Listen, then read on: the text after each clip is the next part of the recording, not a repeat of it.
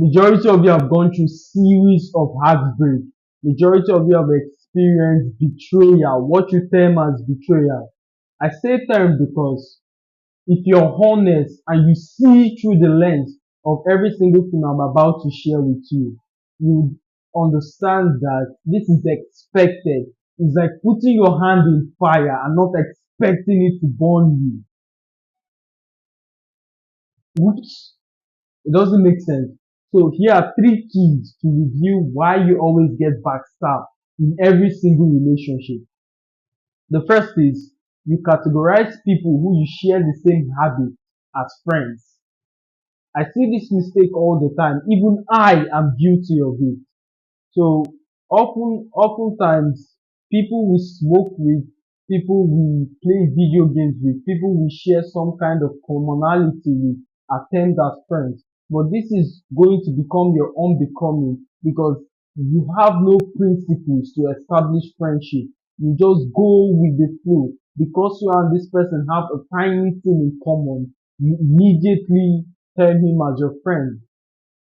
I have a pertinent story that I'm about to share with you guys. There was a buddy of mine called Mark. Let's call him Mark.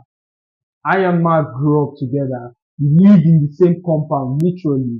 We played ball together, and after football, we would kick it off back at my apartment playing video games. The next year, Mark moved a few blocks away from the apartment. Even in that distance, we would still maintain our relationship. I would come to his house, we play football, kick it out in my own apartment later in the evening with video games. A year later, Mark got into college. He got into college. He told me he was going to go to college, and I failed the exam, the college examination that year. So I had to wait extra year. During the college examination, when he left for college, he would not reach out. I would reach out through phone calls. I would call him. I confronted him about it. Yo, bro, why are you not reaching out to me any longer? He said, you know, I'm in college and things are becoming very difficult. I'm busy. He kept on coming up with excuses. I let it off because I've not been to college myself. So who knows if he's telling the truth. The next year went by, I decided to take personal development seriously and make as much money as possible. I deleted all social media. By extension, meaning I and Mark have no chance of reaching each other except through phone calls, which can be inconvenient in today's age of insanity and social media. Still that time, he still would not reach out. I'll text him, still not responding. Oftentimes I call him, he calls, but oftentimes I call him, he calls me back. We engage in a little conversation. I confront him. He said, "Oh, it's because you don't have social media. That's why I can't reach out. Plus, here in college, there's little to no reception, so it's not really my fault." I excused him on that, and as months become years, I came back on social media after making as much money as possible. He was the first person, bro. He was one of the first person I sent a text. I sent, yo, bro, how you doing? He responded immediately, yo, what's up, my G? How you doing? We exchanged pleasantries. And after that, he didn't respond again. I sent him a text. He didn't respond. Months later, I sent him another text. Hello, bro, how you doing? I'm in town. What's up? He responded. He said, oh, he's going to come to my apartment that same day, that it's been long. Let's hang out. Guess what? He never showed up. So I became embittered. I became embittered. I thought about it. I mused over the situation. But I said, hang on. The habits that put the habits that fostered this relationship, that kept it afloat, is no longer there. That's why the relationship seems like it's crumbling. So this is no one's fault. This is just a reality that we are no longer like-minded and our frequencies has been so destabilized. So it's common sense that he would act this way. So my friends, you have to come to the same realization as I did, that Any relationship that is not mutually beneficial is built on top of habits. It doesn't necessarily have to be a bad habit like smoking, video games, etc. It could be gym bodies like exercise or reading. I want you to understand that as long as that habit is not pertinent in the relationship, you guys will fall out. So build your relationship on values and principles rather than habits.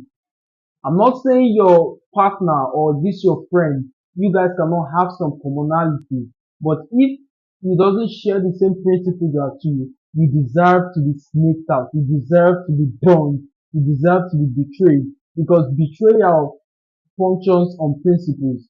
Because someone is like-minded or congenial as you doesn't make him share or doesn't guarantee the fact that he's not going to betray you. So principles avert betrayal and all other kind of negative connotations. Establish your relationship on principles, not habits and commonality.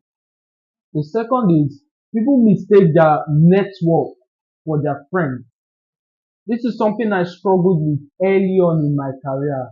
We often see this just because someone does us a favor or we do business with someone here and there, we automatically categorize this person as our friend. I'm not saying you should be hostile to this person. I'm not saying you cannot check up on your network, but your network is someone you exchange value with, someone, someone you exchange value with. Your value must not be mutually, your value is mutually beneficial but not equally beneficial. That's the whole point of a network. Network says, I need this bro, where can we get multiple passports? Or can you help me with this? Do you know someone who does this? That's your network. Your relationship or your friends are people you come with your personal problems, people you can share the deep things of your life to. Because someone did you a favor, or because someone let you pass, or someone, an individual helped you scale through something, yes, you are grateful, but that it does not guarantee a friendship path in your life. So distinguish between your network and your relationship, which is your friendship. Sure, sometimes your network, uh, people who fall in your network category can be going through hard times. All you can do is show support from afar. Look, bro, I see you lost every single thing. Here is one rent free of an apartment. Use it to get an head start in life. Call me if you need anything. I'll see in any way I can help. If there's any way I can help, I'll be sure to. Start a network. But your friends is someone you can invite to your apartment if you have the liberty. Hey, but yeah, come stay at my apartment to get your head straight. Or if you can still rent an apartment for him, that's fine. But just to give you an example of where your network and friends stay in different situations. To understand that just because someone helped you or because you and someone made some kind of transaction doesn't guarantee that he should be your friend. Look at Andrew Tate, for instance. He's done thousands and thousands of podcasts, and yet very few people, next to nobody, stood up for him during the D court case. Sure, they might chip in sentence here and there. Oh, Andrew Tate is innocent, but there's no episode dedicated to explaining the case from head to toe. You say Andrew Tate complaining about it? Hell no, because he's a professional and I understand that there's a professional relationship. There's a fine line between your friends and your network. So he did those podcasts for them as a network, as falling into the category of network. I'm sure very few podcasters stood up for him. The rest just continued with their life as if nothing happened. And he's not looking at it and feeling betrayed. He's a mature person and he understands this concept which I share with you. The difference between your network and your relationship. Which leads us to the third thing. Because someone does something for you, does you a favor.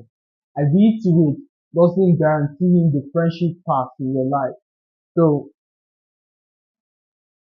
the third thing is there are avoid fake friends. There are people who are out there to hurt you. There are people who are out there to get you. And because they see you have nice principles, because they see you have standards, they're not going to come with horn. Even the devil appears as an angel of light. So they're going to come with good deeds, try to disarm you with honesty or these good deeds in order to gain your trust. When they gain your trust, they wreak havoc. It's like the story that happened in the 2000 BC between the Greeks and the Troys. There was a Greek expedition against the Troys. This war lasted for about 10 years.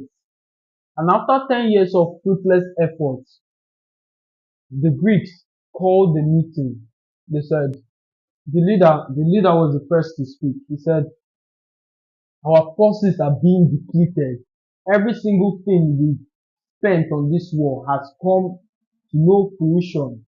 We are not closer to glory today than we were 10 years ago. Does anyone have any suggestion on how to put an end to this war? The firstborn of the Cornelius family was the first to speak. He said, may I suggest an idea? And I feel that this idea may go against every single thing we stand for. The Everybody in the crowd, as well as the leader, urged him to speak. Come on, speak. He said, I suggest that we have wasted lives, we have wasted men during this fruitless battle. I suggest an ulterior alternative, which is let us build a wooden horse, hide our soldiers inside in order to gain entrance into the palace. Once we gain entrance, we can send those hidden men to open up the gate and we wreak havoc. Because the whole purpose of that fight is the Troys have resisted them up unto the point such that they do not gain entrance into the main city. So all the battle within the space of that 10 years has happened outside the city gate.